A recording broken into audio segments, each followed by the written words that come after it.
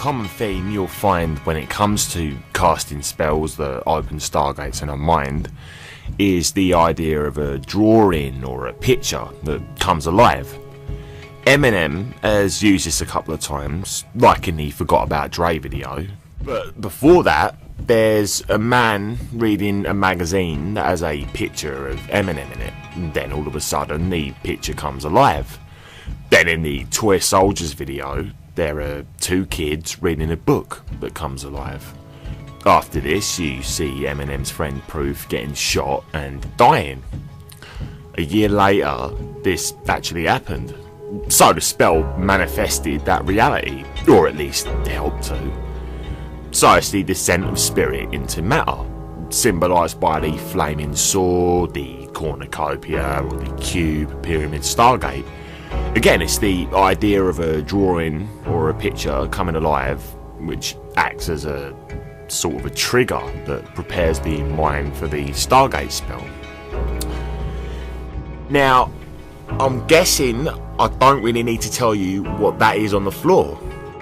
Clearly, it's the checkered stargate. If you're honest, I think you will agree there's no reason for that to be there, in the context of the film's story. The robot arm could indicate the coming of the technocratic age, this whole idea of machines replacing human beings, and humans becoming more machine-like, both spiritually and physically, kind of like Darth Vader.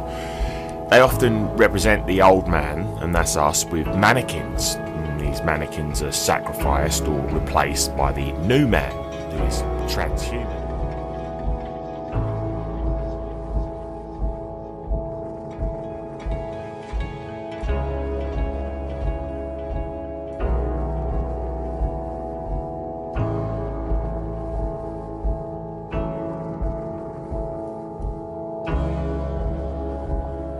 Here you can see Beyonce's robot arm, and this robot arm has a lot to do with the film Metropolis, which we're going to look at later on.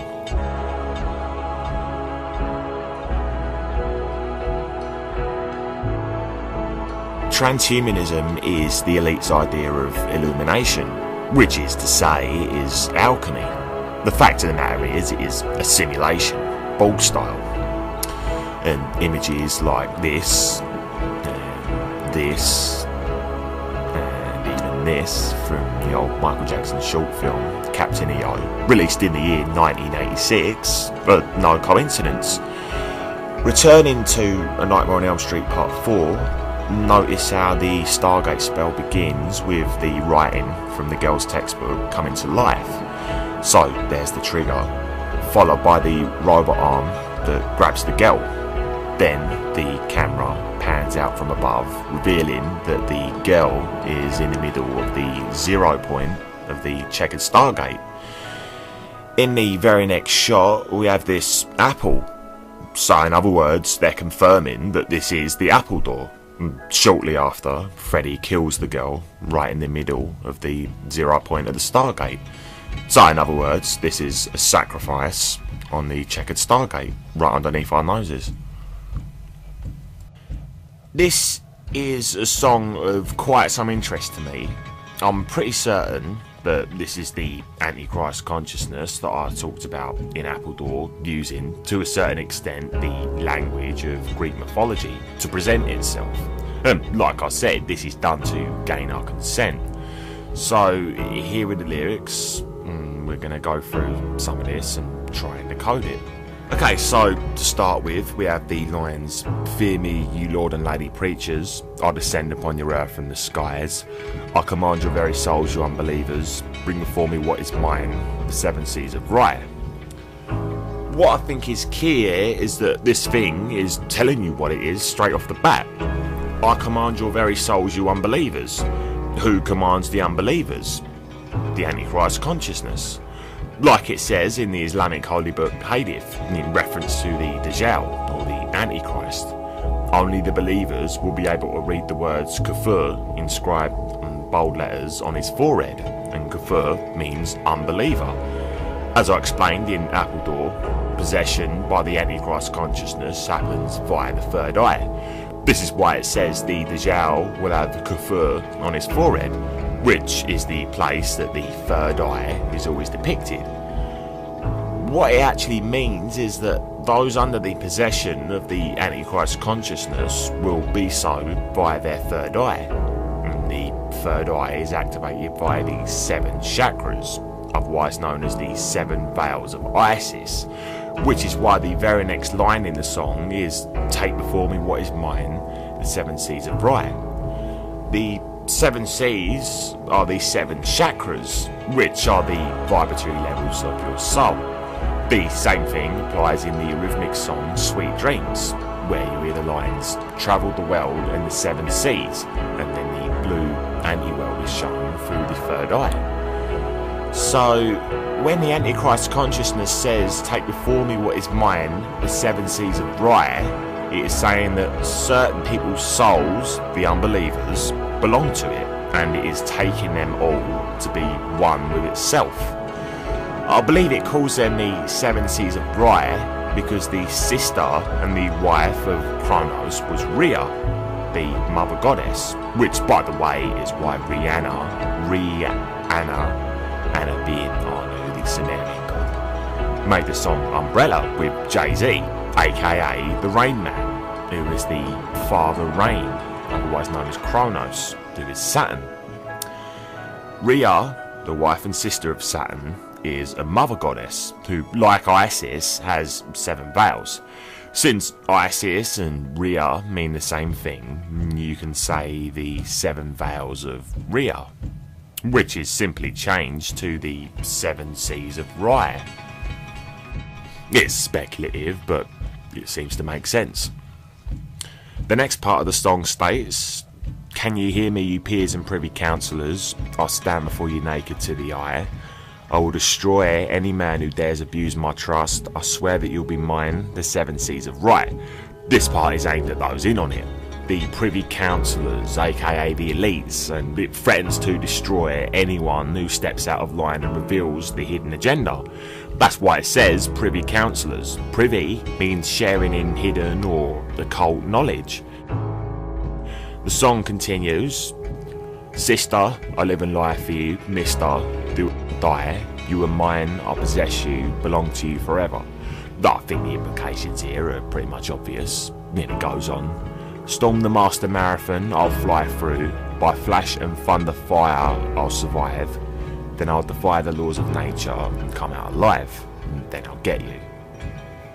This basically seems to be a show of confidence on the part of the Antichrist consciousness, that it can get the job done, that it will win despite those opposed to it, and then it will get us. It continues, "Be gone with you, you shod and shaded senators. Give out the good, leave out the bad, evil criers." Okay, so in the eyes of the Antichrist, I would imagine that anybody not towing the line or in on the agenda would, in its eyes, be considered shod and shoddy, because they're not privy to the plan. And the last part of the song says, "I'll challenge the mighty Titan and its troubadours, and with a smile, I'll take you to the 7 seas of Rye." Well, it could be argued that this refers to the Titans in reference to Zeus and the Olympians in their battle against Kronos and the Titans. The previous line referring to flash and thunder seems to allude to that, as Zeus is god of thunder and lightning. However, this would be self-defeating, as Saturn is the dark side, and it is the dark side that commands the unbelievers. I would say it is ever more likely that by the mighty Titan it is referring to the creator, or the creative spirit. By saying "I challenge the mighty Titan and its troubadours," it is challenging the creative spirit and all those vibrating in that frequency, who it wants to bring into oneness with itself, which is why it ends, "And with a smile, I'll take you to the 7 seas of Rye." As for the flash and thunder, in the New Testament, Luke 10:18, Christ says, "I saw Satan fall like a lightning flash from heaven." Given that Satan also seeks to challenge the mighty Titan, perhaps this particular quote has something to do with it. It's also noteworthy that the flaming sword, or the way of the lightning on the tree of life, means from spirit into matter. an outside spiritual force or an entity coming through the third eye or the stargate into the 7 chakras, in other words, the 7 seas of Rye. Now, check out what Freddie Mercury is wearing in the 7 Seas of Rye video. There's clearly something esoteric in operation here. Here is David Bowie sporting the lightning flash, who, by the way, is well acquainted with the Kabbalah and with Aleister Crowley, and there's a song about Crowley and the Golden Dawn. Here's Barack Obama with the lightning flash. If you follow the work of Michael Tessarian, you'll be aware that the roots of what the elite practice lies in Atonism, with Atonism and the cult of Aten or Atom. Basically, the cult of Aten is where the elites of today have their roots, and the fraternities like Freemasonry, etc., are all in truth Atonists. The eye on the chief cornerstone is that of Aten, and based on logic and intuition, we can conclude that these people are in tune with the dark side of illumination, the demonic, if you will. Their god can be called Aten just as accurately as it can be called Adonai, Lucifer, Baphomet, because in the end they are all references to the collective consciousness, which is a dualistic or binary consciousness in nature, i.e. the good and the evil on the male and the female. They see it as an equation that needs to be balanced, both the yin and the yang, and they take it upon themselves to do this, using us. So in essence, as far as they're concerned, they're gods. The number for our androgynous collective consciousness is 10. In fact, Aten literally means 10, and is a sun god, hence 10 Downing Street, with its sun symbolism on the door. Lucifer and the 10 are one and the same, as evidenced once again in Luke 10:18, where Jesus said, "I watched Lucifer fall from heaven like a flash of lightning." Now, this is really a Kabbalistic reference, as the lightning refers to the descent of light through the 10 Sephirah on the Tree of Life. So from 10 to 1, the number 1 is 01 when portrayed correctly, because it comes from nothing and it returns to nothing. So when started from 1 and ended at 10, you get 0110. Also worth mentioning is the fact that binary code uses only 0s and 1s. So of course 9 looks like a 1 attempting to return back to a 0. The next number would be 10, and this represents the cycle coming full circle from 01 to 10. Which explains why 11 is the next number and the master vibration, because numerologically 0110 equals 11. This explains why 9/11 happened in 01. From 9 to 11 represents the cycle coming full circle back to 01, or you could say back to square one.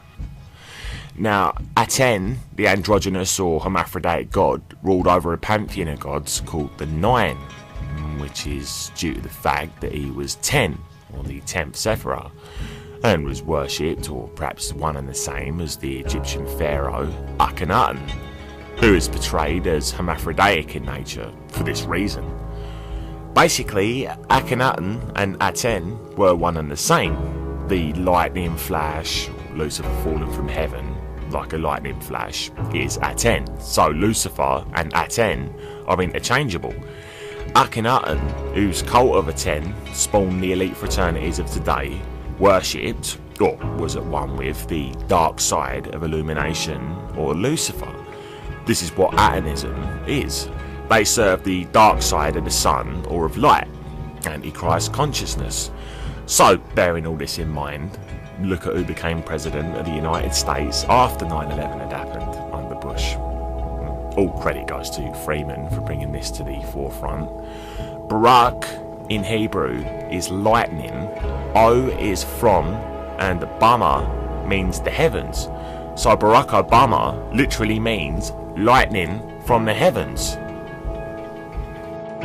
Here's Lady Gaga, who in her manifesto of Little Monsters states that it is their prolific nature, her fans that is, the Little Monsters, that both creates and procures what will later be perceived as the kingdom, Interesting, considering that the kingdom refers to oneness with the Antichrist consciousness. Now, Lady Gaga took her name from the Queen song Radio Gaga. The video to this song contains imagery from the Fritz Lang 1927 film Metropolis. This film is set in a dystopian nightmare future where there is a ruling class called the managers and a slave class called the workers. In this autocratic society, the ruler operates from a building called the New Tower of Babel. And if you watched Appledore, you'll know that the Tower of Babel refers to the middle pillar on the Tree of Life. In other words, activation of our 7 chakras, right, the rising of the Kundalini in order to open the third eye. You'll also be aware that the Antichrist seeks to rule from the pinnacle of the tower, aka the third eye. So this is all metaphorical in that it symbolises oneness with the Antichrist consciousness. In other words, the kingdom. The film features an insane genius who builds a robot that can be made in the image of any human being. Notice the inverted pentagram. What I believe this really alludes to is transhumanism and soul transfer from human to machine. While that may not necessarily be consistent with the film in terms of the plot, the imagery of the human melding with the machine certainly conveys this subliminally. And if you understand that films are designed specifically for this purpose, then it is easy to see that such imagery is seeding our subconscious with the transhumanist theme. So this film is the intended future of the Antichrist, as the series the industry so accurately conveyed. The film has been used by all number of industry artists: Madonna, Beyonce,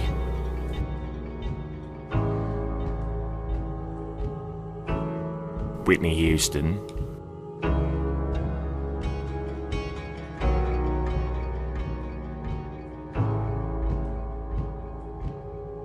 Lady Gaga,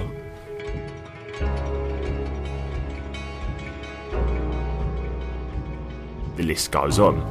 The mad scientist in the film has a mechanical hand, and if you remember the Stargate spell from Nightmare on Elm Street Part 5, the mechanical hand comes out of the Stargate. Now you know why. As usual, the whole idea of Metropolis is to use us to create this nightmare future, hence why they keep using it in the entertainment industry. It is one giant spell. Now, returning to the Radio Gaga video, we can decode this quite easily. To begin with, we have a pyramid shadow. Fair enough, no big deal, but noteworthy is the blackness that engulfs it. There is various imagery from the film Metropolis of the workers in their regimented existence. All is black and white until a family is shown and colour sets in. The family are wearing bizarre masks of some kind. And if you're familiar with Jeff Grubb's notion of dark ecstasy, this imagery is indicative of that. Queen is shown flying around Metropolis, once again in black and white, and the Tower of Babel is shown. In the next scene, colour is restored. Freddie Mercury is wearing red and black, and in a completely white environment. The combination of these 3 colours, red, white and black, is a common theme in Satanism. However, this combination predates Satanism, the traditional yin to Christianity's yang sense of the word. This colour combination was used in ancient Egypt, which was divided into 2 halves, the Black Land and the Red Land, and before this in the Far East. It is, in the system of Nadi Yoga, a representation of the 3 main nadis of the human soul, which are the channels for the Kundalini energy. Ida is black and represents yin, and Pingala is red and represents yang, whereas Sushuma is white.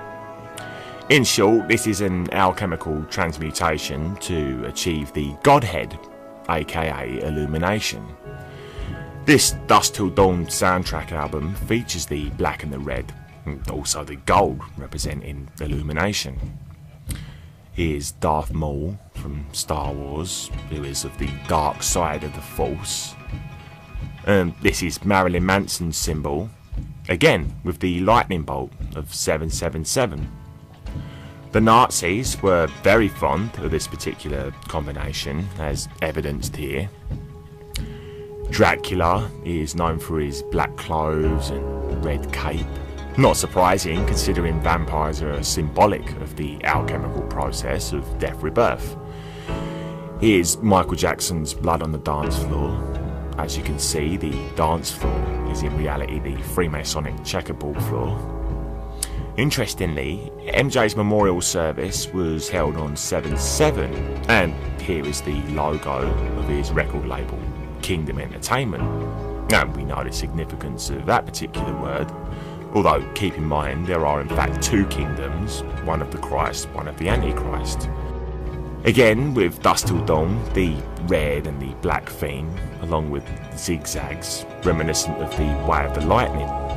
Here's Santa, aka Satan, with the red, white and black. The Process Church. Note the cube vortex symbol. The four horsemen of the apocalypse and the book of Revelations have a red, white and black colour theme. Anyway, now we have firmly established the relevance of the red, black and the white colour theme, we can continue with the Radio Gaga video. Freddy walks through the Stargate, and his next scene operating machinery from the Metropolis film. And the machinery is a kind of clock-like device. And remember that Father Time is of course Saturn. Following this, Queen are on the all-white stage wearing red and black. And the stage appears to pay homage to the M machine from the film. The M machine stands for Molech in the film, and is where the workers are forced to toil away. Molech was the Phoenician Canaanite god to whom child sacrifices were made. That would be Saturn, in other words. This practice of passing the child through the fire is in actuality one of alchemy. The idea of the fire was not, as the Canaanites seem to believe, literal. It was for the sun, representing man, and the woman, represented by the moon, to be transmutated by the fire. In other words, the red, the black and the white, to transmutate lead to gold. The fire is the Philosopher's Stone. The personification of the Philosopher's Stone is Hermes, aka Mercury, hence Freddie Mercury. So Queen stand on the stage of the Molech as the homogenised workers clap rhythmically or perhaps ritualistically along. Mercury sings the lines, "Radio, what's new? Radio, someone still loves you." Well, radio comes from the Latin radius and means ray. Deus is actually a Spanish word meaning God. This can be interpreted Ray God. Ray is Egyptian sun god Ray, also pronounced Ra, meaning the line "Radio, someone still loves you" can become sun god, someone still loves you.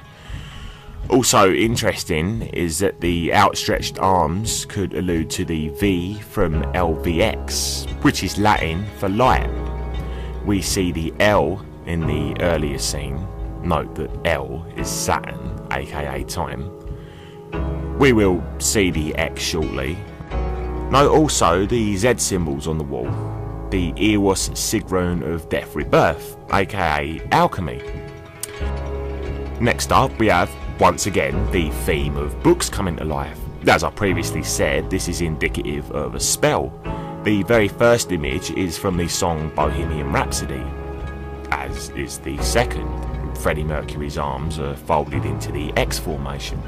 So we have the full LVX played out in the video. The first image shows the fire, as in the Philosopher's Stone, and in another we see Freddie wearing the black and white of duality. Then from black to white into a dove. The dove is the symbol of the goddess and symbolises crossing the rainbow bridge, or the Anti-Karana. In other words, making the transformation from duality to oneness.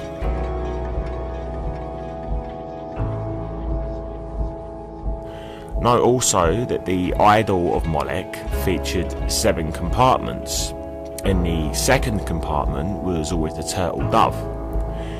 Next we see the fire of purification, again, which she must pass through to achieve this godhead in alchemy. This is followed by an image from the movie Flash Gordon.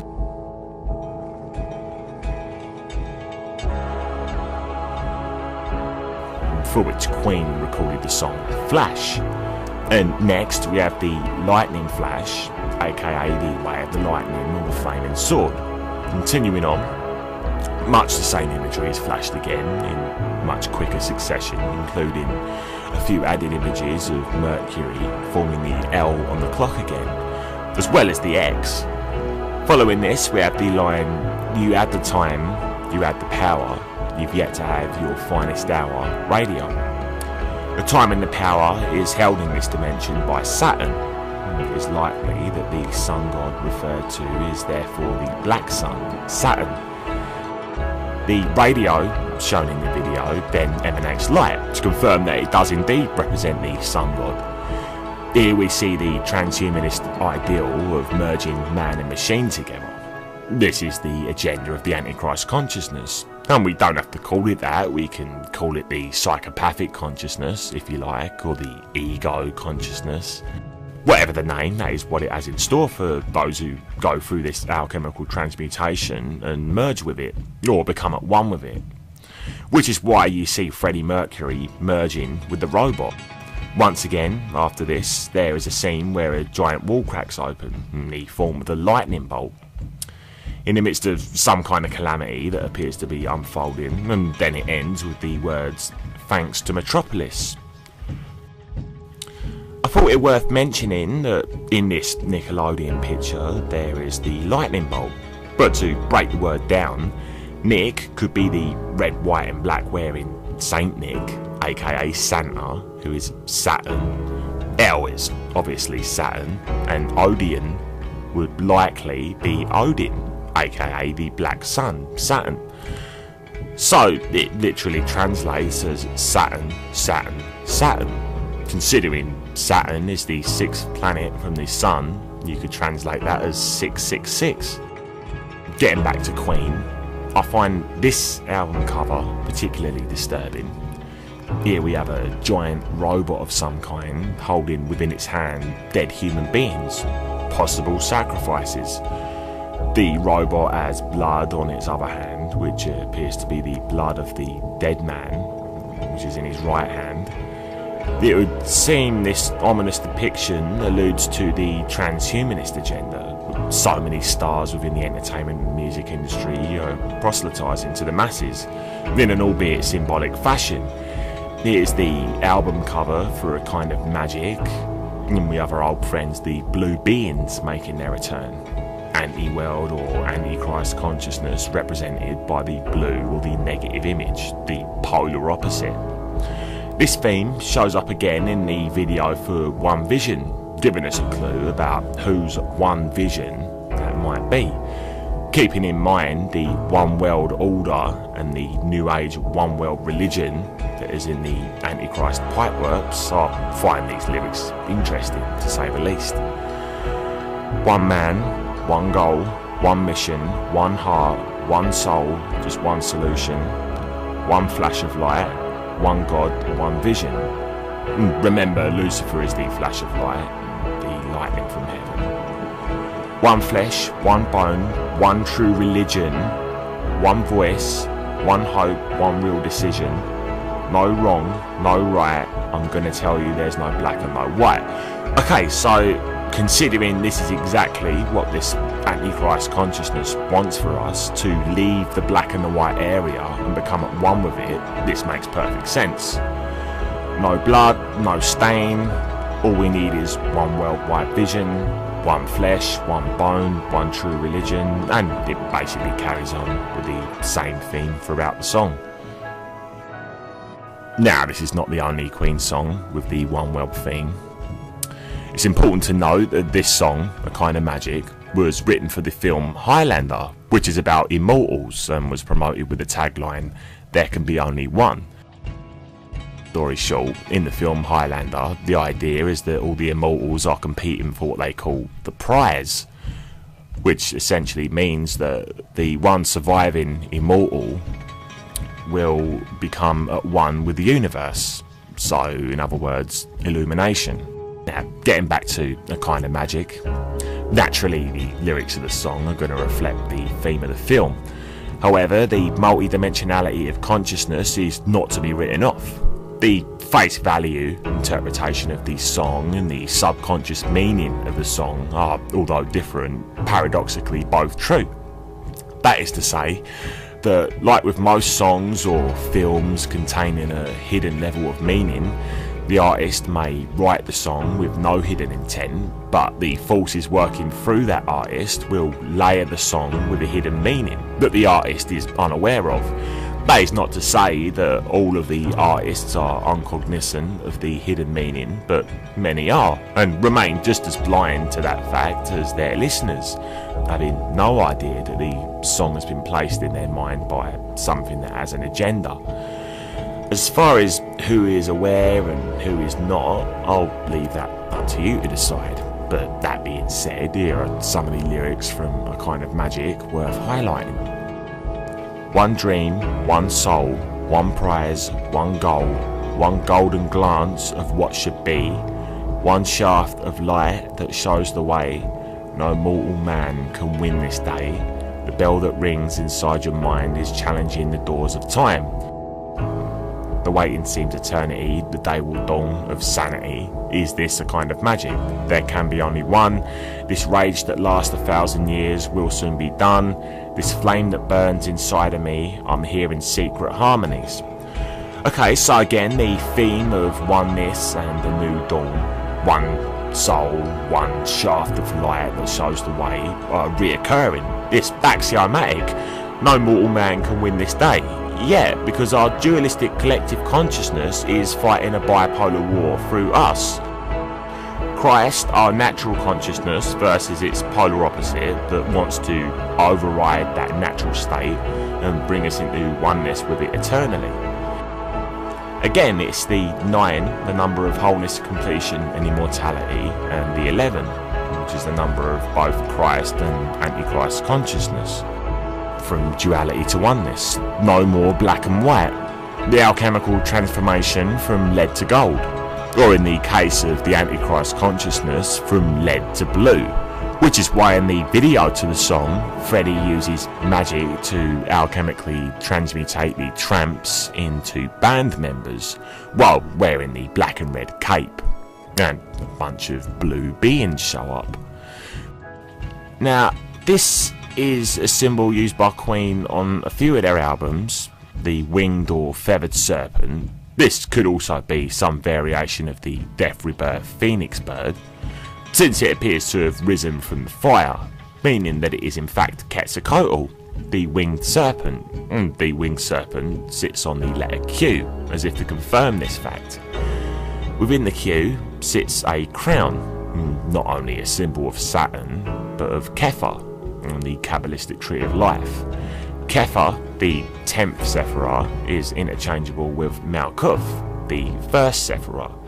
This again relates to the 9 being the last number before the cycle returns to 01. 10 is of course 01 numerologically.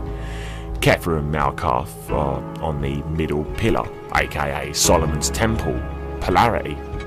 And going from Kepha down to Malkuth is of course the way of the lightning, or the flaming sword, the 777. So it is the Antichrist consciousness entering Solomon's Temple to sit at the pinnacle, which is exactly where Quetzalcoatl was sitting on the cover of 7 Seas of Rye, meaning he is at the pinnacle of the 7 Seas of Rye, in other words the 7 chakras, or Solomon's Temple.